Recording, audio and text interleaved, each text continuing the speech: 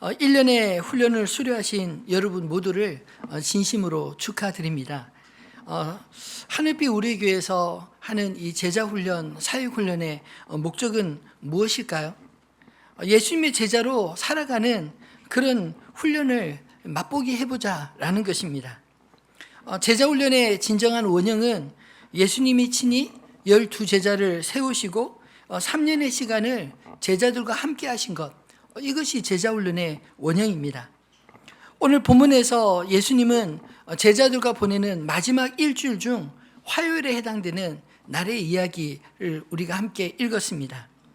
마가복음 11장은 우리가 종료주일로 지키는 예수님께서 새끼 나귀를 타시고 예루살렘 성에 들어가시는 이야기로부터 시작이 됩니다.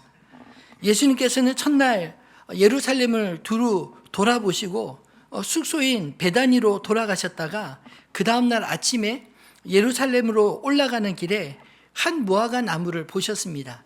그리고 그 무화과 나무에 열매를 구했으나 열매가 하나도 없자 다시는 열매를 맺지 못하리라 라는 저주를 하셨습니다.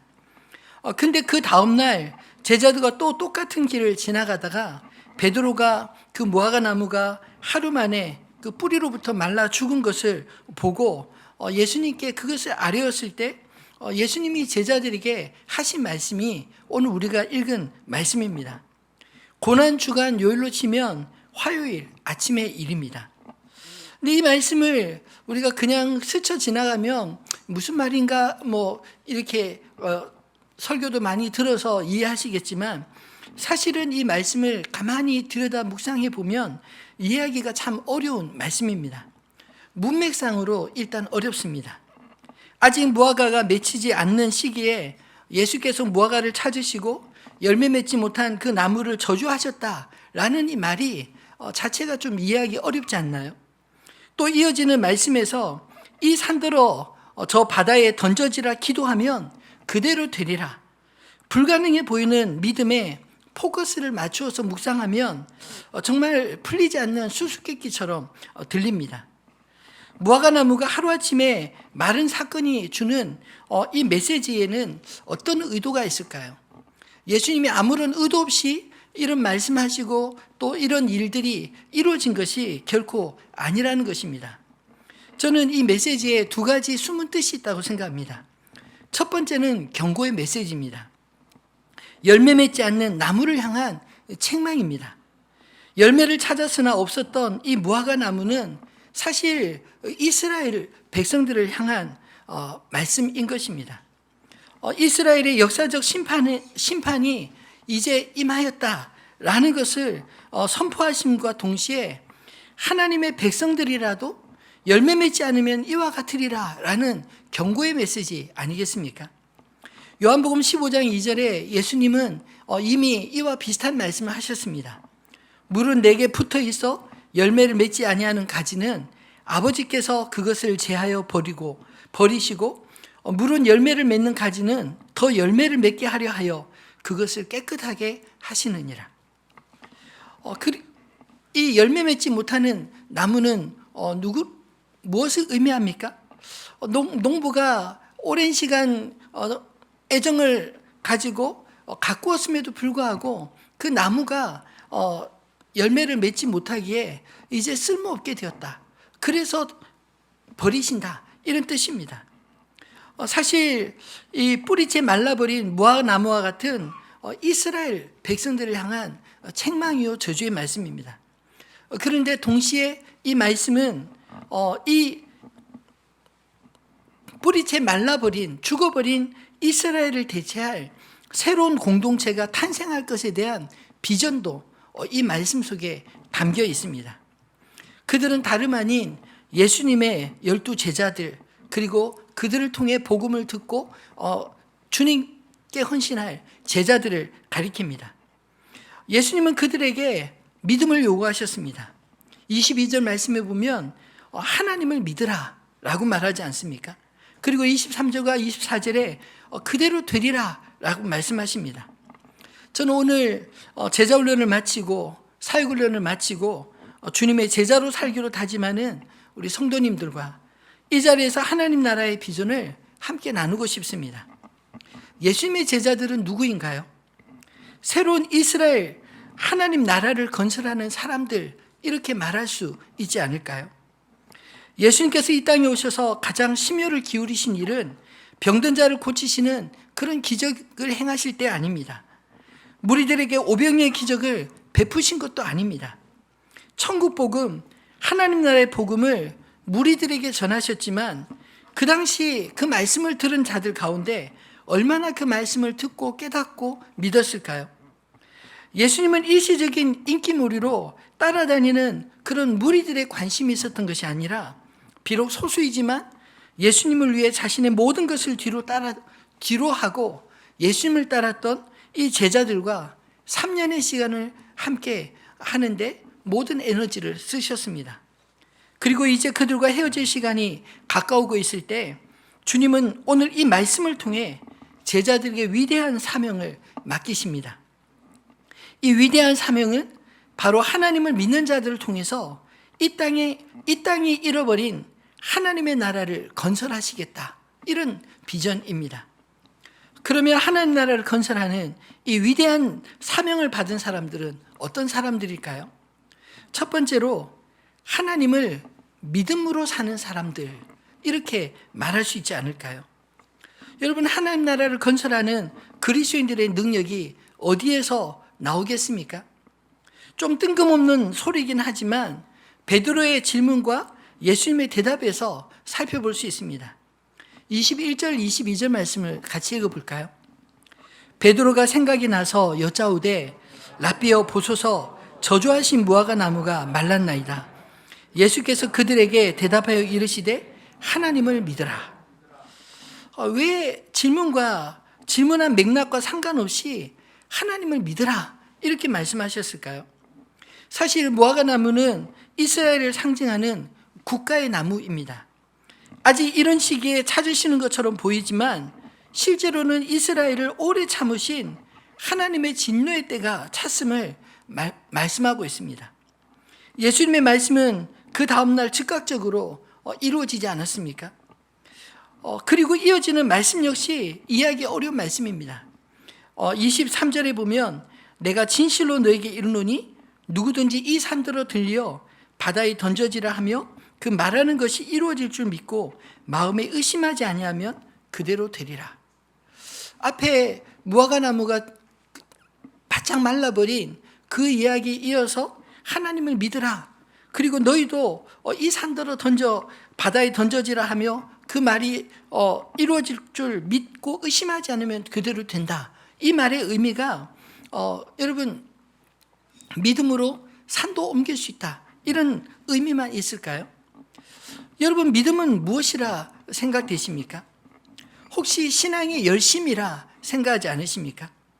근데 사실 믿음은 우리가 믿는 믿음의 대상에 대한 깊은 신뢰감을 의미합니다.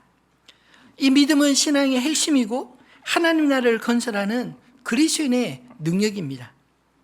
우리는 믿을 수 없는 것을 열심히 그냥 믿음으로 열심히 믿는 것이 아니라 믿을 수 있는 신앙의 대상이신 하나님과 그분의 말씀과 그리스도 예수를 온전히 신뢰하며 믿습니다. 먼저 그의 나라와 의를 구할 때 하나님의 약속과 우리를 돌보시는 이 모든 것들이 더하시는 그 은혜를 경험하지 않습니까? 그것이 우리 그리스도인의 삶의 원천이요, 능력 아닐까요? 그렇게 믿음으로 살아가는 사람들을 통해 하나님은 당신의 나라와 의를 이 땅 가운데 하나님의 백성들, 그리스도인들을 통해 드러나게 하시는 것입니다. 우리 그리스도인의 능력은 바로 이 믿음으로부터 시작이 됩니다. 그리고 이 능력은 우리 자신에게서 나오는 것이 아니라 하나님께로부터 나오는 것입니다. 하나님을 신뢰할 때 하나님의 약속이 성취되고 하나님을 향한 믿음에 응답하심으로 반응하시는 그 하나님의 능력을 우리의 삶 속에 우리의 믿음으로 경험하게 된다라는 것입니다. 그러므로 내가 얼마나 믿음이 좋냐 없느냐, 이게 중요한 게 아니라 내가 좀 모자란다 할지라도, 내게 실수가 좀 있다 할지라도 하나님의 능력을 신뢰할 때, 하나님 자신을 신뢰할 때 하나님의 능력을 제한하지 않는 데서 이 능력이 나타나는 게 아닐까요? 제가 종종 느끼는 안타까움은 우리 그리스도인들이 마치 영성이 자기 자신에게서 나오는 것처럼 자기 중심적으로 신앙생활하는 사람들을 참 많이 보았습니다. 그래서 믿음이 있다, 믿음이 좋다라는 것을 열심으로 그렇게 치부하지 않나요? 그러나 그 열매는 주님으로부터 맺어지는 것이 아니라 자기 의로부터 맺어진 열매이기에 주님의 것과 다를 수 있습니다. 하나님의 나라는 하나님을 믿는 자들이 그 믿음으로 살아가는 현장이 아니겠습니까? 왜냐하면 그곳에 이미 하나님의 다스림과 통치가 믿는 자들을 통해 이루어지고 나타나기 때문입니다. 바라기는 그 열매를 보아 그 나무를 알지라 하신 말씀처럼 나의 의가 아니라 주님의 의, 나의 나라가 아니라 주님의 나라를 구함으로 주님의 것을 열매 맺는 저와 여러분 되기를 소망합니다. 두 번째로 하나님 나라를 건설하는 이 위대한 사명을 받은 사람들은 하나님의 능력으로 사는 사람들입니다. 23절로 24절은 불가능한 삶을 가능하게 하는 하나님의 능력으로 사는 방식을 이렇게 말씀하고 있습니다. 한번 같이 읽어볼까요? 23절 24절입니다. 내가 진실로 너에게 이르노니 누구든지 이 산더러 들리어 바다에 던져지라 하며 그 말하는 것이 이루어질 줄 믿고 마음에 의심하지 아니하면 그대로 되리라. 그러므로 내가 무엇이든지 기도하고 구하는 것은 받은 줄로 믿으라. 그리하면 너에게 그대로 되리라. 아멘. 그 말하는 것이 이루어질 줄 믿고 라는 말씀에 그 말은 누구의 말을 의미하는 것일까요? 우리가 아무 말이나 내뱉는다고 그 말하는 대로 되겠습니까? 아닙니다. 하나님의 말씀, 약속하신 말씀이 이루어질 줄 믿는 그 사람의 믿음대로 되리라 하는 뜻입니다. 하나님의 능력을 경험하는 사람들의 공통점을 보면 인간의 한계를 하나님께 마치 하나님도 한계가 있는 것처럼 제한하지 않는 사람들입니다. 마음에 의심하지 아니하면 이라는 말은 두 마음을 품지 않는 것과 같지 않을까요? 우리가 기도하면서 기도하는 가장 큰 장애가 무엇이냐면 사실은 다른 것이 아니라 기도하는 자신에게 가장 큰 장애가 있지 않습니까? 기도하면서 자꾸 딴 생각합니다. 기도하면서도 과연 내가 기도한 대로 이루어질까? 아니 하나님이 들어주실까? 정말 하나님이 살아계실까? 내 기도에 어떻게 반응하실까?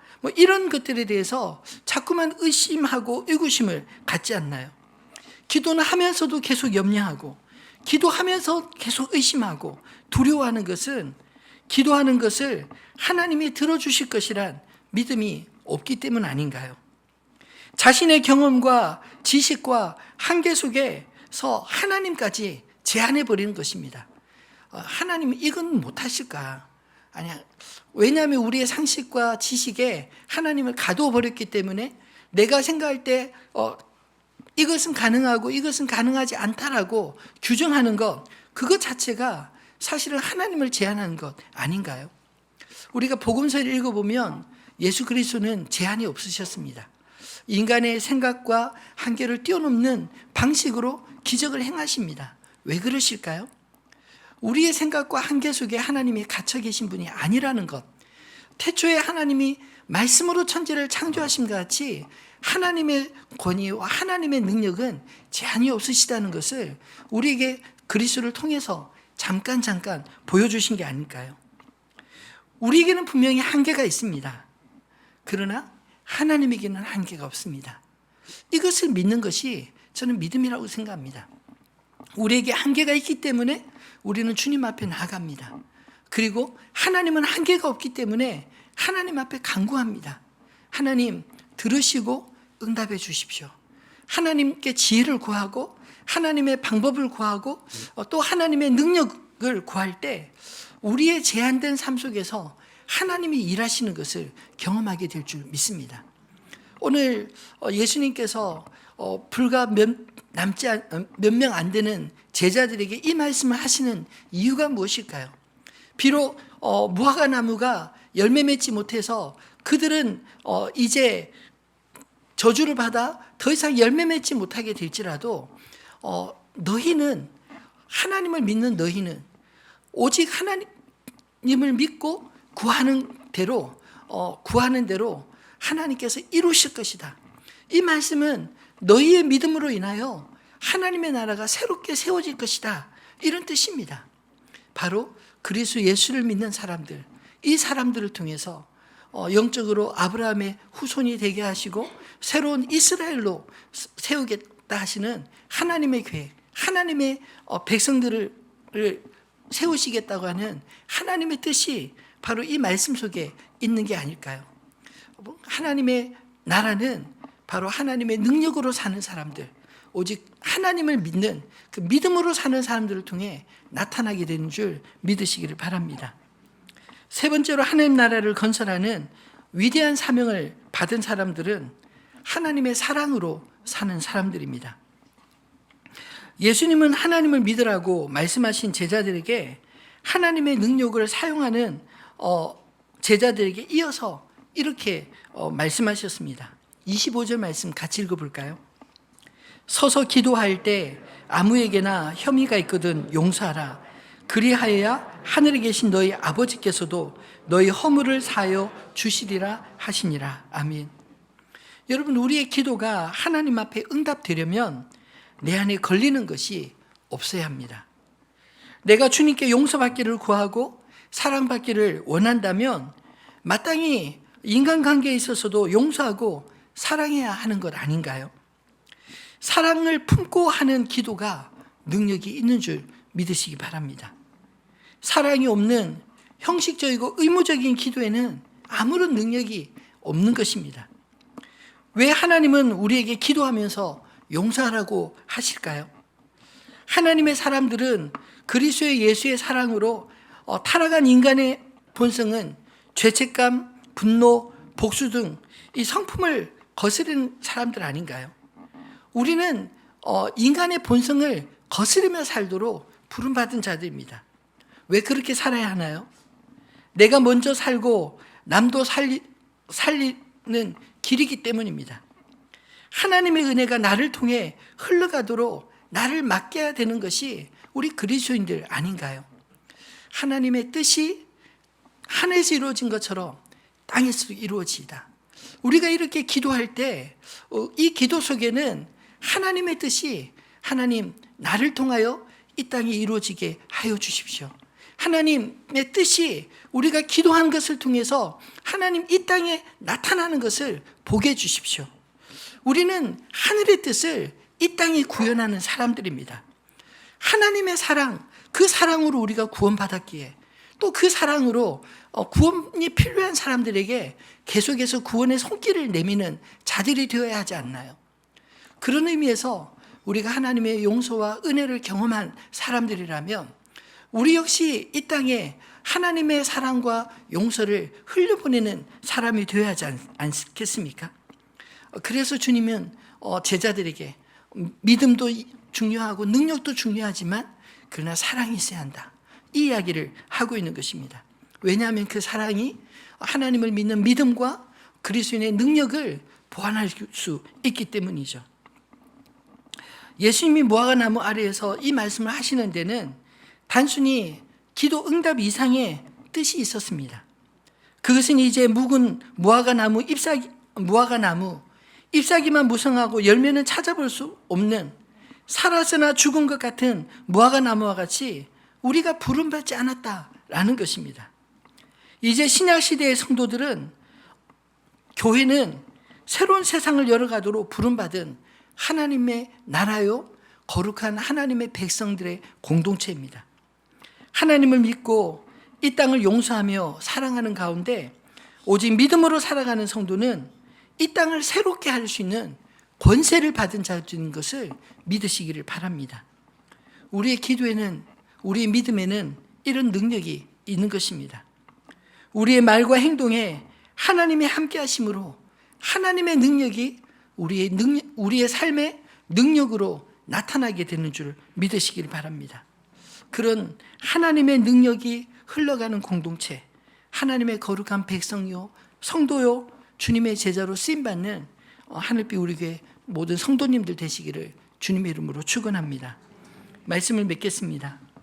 오늘 제자훈련, 사역훈련의 수료는 훈련의 끝을 알리는 해단식이 아니라 이제 우리가 훈련받은 대로 살아내는 실전의 시작을 알리는 출정식이라 이렇게 말할 수 있지 않을까요? 여러분, 우리가 말씀을 배우고 받았다면 이제 그 받은 말씀대로 살아가는 훈련을 삶을 통해 계속적으로 훈련하시기를 바랍니다. 마태복음 7장 24절로 27절 말씀은 예수님이 산상설교의 마지막 결론으로 주신 말씀입니다. 같이 읽어볼까요? 그러므로 누구든지 나의 이 말을 듣고 행하는 자는 그 집을 반석 위에 지은 지혜로운 사람 같으리니 비가 내리고 창수가 나고 바람이 불어 그 집에 부딪히되 무너지지 아니하나니 이는 주추를 반석 위에 놓은 까닭이요 나의 이 말을 듣고 행하지 아니하는 자는 그 집을 모래 위에 지은 어리석은 사람 같으리니 비가 내리고 창수가 나고 바람이 불어 그 집에 부딪힘에 무너져 그 무너짐이 심하니라. 아멘. 우리가 잘 아는 모래 위에 지은 집, 반석 위에 지은 집, 그 차이가 무엇입니까?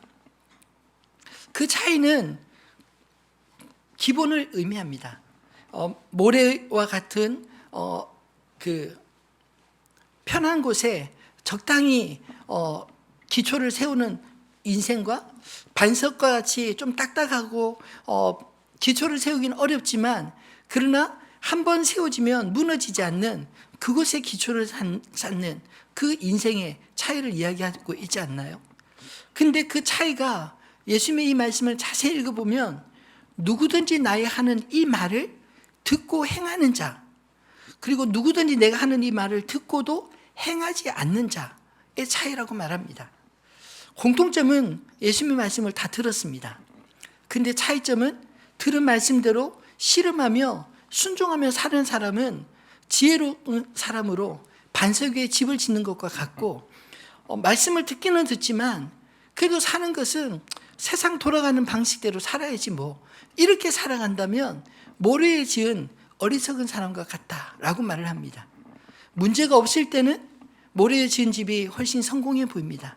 그러나 인생은 항상 문제 없는 것이 아니라 시시때때로 풍파가 오지 않나요?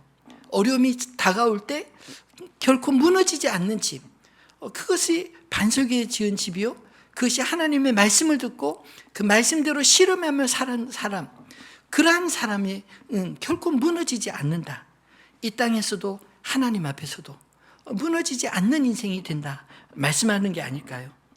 여러분, 우리가 훈련 받을 때 배운 말씀들, 암기했던 말씀들, 그 말씀대로 이제 훈련하신 대로 살아보시기를 바랍니다. 아마도 그 훈련하면서 생활 숙제하며 많이 연습하셨을 텐데 이제 훈련 받았으니까 끝난 것이 아니라 주일 예배를 받을 때마다 말씀을 적용하고 또 목장 모임을 할 때 배운 말씀들을 또 삶에 적용하고 과연 내가 적용했을 때 어떤 일이 일어나는지 그걸 기대하면서 살아보시기를 바랍니다. 그러면 하나님께서 우리의 믿음대로 우리가 기도하고 기대하는 대로 반드시 하나님의 약속이 우리의 삶을 통해 성취되는 것을 경험하게 될 줄 믿습니다. 여러분, 경건의 훈련에는 끝이 없습니다. 디모데전서 4장 7절로 8절 말씀도 마지막 읽어볼까요?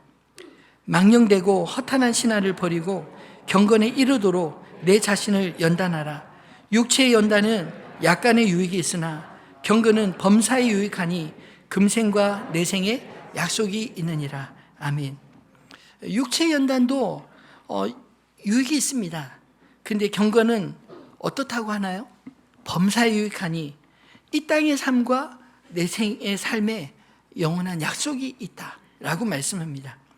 바라기는 우리가 이 훈련 받은 것들이 이제 책 덮어놓고 사는 것이 아니라 이제 훈련 받은 대로 한번 도전해 보시면 좋겠습니다.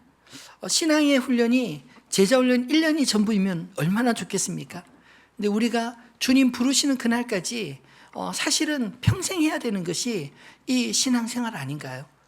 그런데 이 훈련 받은 것이 우리에게 올바른 방향을 깨닫게 해주시고 그 방향으로 한 걸음 한 걸음 믿음으로 살아감으로 하나님과 점점 가까워지고 하나님의 약속이 어떻게 성취되는지 우리의 삶을 통해 날마다 경험하는 그런 믿음의 삶을 날마다 살아가시기를 소원합니다.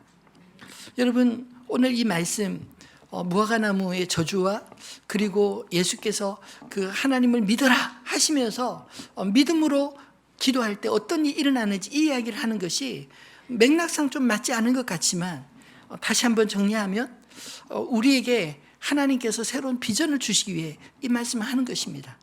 열매 맺지 못하는 나무는 찍혀 사라질 것입니다. 그러나 열매 맺는 인생은 하나님을 온전히 믿음으로 그 믿음대로 그 말씀을 믿고 의심치 않고 구할 때 그대로 이루리라 하신 말씀이 우리의 삶 속에 이루어지기를 소원합니다. 그렇게 하나님을 믿음으로 살아가는 사람들, 하나님의 능력으로 살아가는 사람들, 하나님의 사랑으로 살아가는 그들을 통해, 제자들을 통해 이 땅에 하나님의 나라가 새롭게 세워지고 주님의 몸된 교회가 부흥케 되고 그리고 우리를 통해 하나님의 역사가 믿지 않는 자들에게 증거되지 않겠습니까? 그렇게 주님 앞에 쓰임받는 모든 제자들 다 되시기를 우리 주님의 이름으로 축원합니다.